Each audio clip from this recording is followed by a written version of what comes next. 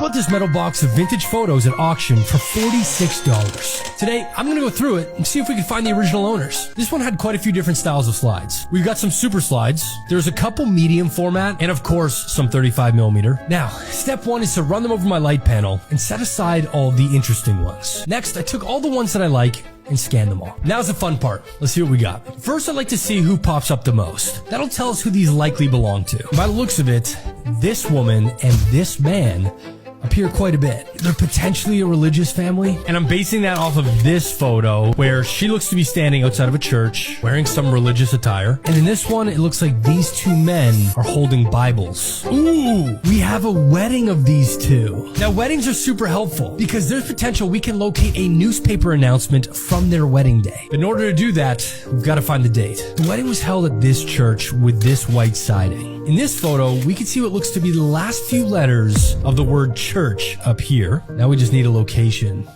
This photo. The colorful leaves here in the background tell us that this is likely fall. In somewhere northern USA. We've got this US Navy sailor in the background. That confirms it's the United States. Okay, this photo. It looks like we've got the word fails up here in the upper corner of this photo. Now, this is a great shot. It's of the groom and the groomsmen. So we've got a lot of faces that are closely connected to the guy we're trying to find. And in a lot of circumstances, the people that are in your wedding party, if not family, it's close enough of a bond that they're likely with you through most of your life. Doesn't always apply, but it is just something to look for if ever you come across wedding photos. These are helpful. Ooh, looks like this guy may have had a fall or something. His face is all bandaged up. Boom. In this shot, we've got a New York license plate. I know it's hard to read, but if we zoom up, you can make out the words Empire State. And a quick Google search will show us what the license plate looked like at that time. And they match up. We potentially got New York. We've got this photo from Washington, D.C. It's actually a great shot. And then we've got a whole bunch of shots from this concert. Concerts are also really great. The reason being is people don't often travel very far for concerts. Now, it does happen, but the vast majority of people will wait till that tour makes a stop at a city nearby. So we need to figure out what show this is. Looking closer at these band members, they've all got the same shirt with the band's logo on it. Immediately, this looks like Donnie and Marie Osmond. They were huge in the 70s. This concert did take place in 1978,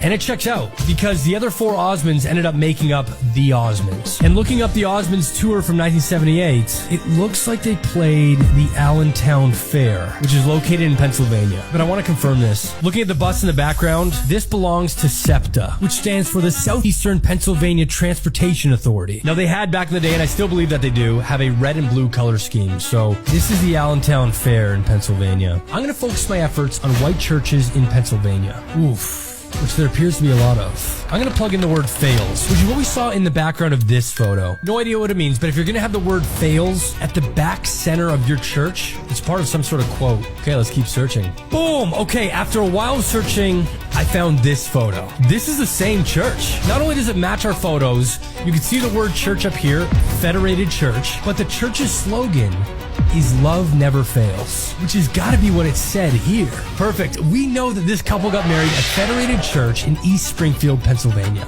Let me look back at these slides. Let's see if we can get a date. Yes! This one slide says October 15th, 1960, which is the same day as their wedding day. It's the same church. Okay, this is good, guys. This is what we needed. Perfect. We've got a date. Oh, this is the best feeling. Okay, that's where I'm going to go next. I'm going to check to see if there was a wedding at Federated Church on October 15th, 1960. Based on this slide, there should have been. However, we're talking about a wedding that was over 60 years ago, and it would be unlikely if this church held on to every wedding that it had. I don't know if we're going to find this through the church, but more so through a newspaper article. We've got no names yet, unfortunately. Oof, okay, this is good. Okay, guys, that's where I'm going to stop today. Be sure to come back tomorrow where I dive even deeper in this search to see if I can figure out where these people are. If you want to follow along with this series, be sure to like and follow for more fun videos like this, and I'll see you guys tomorrow.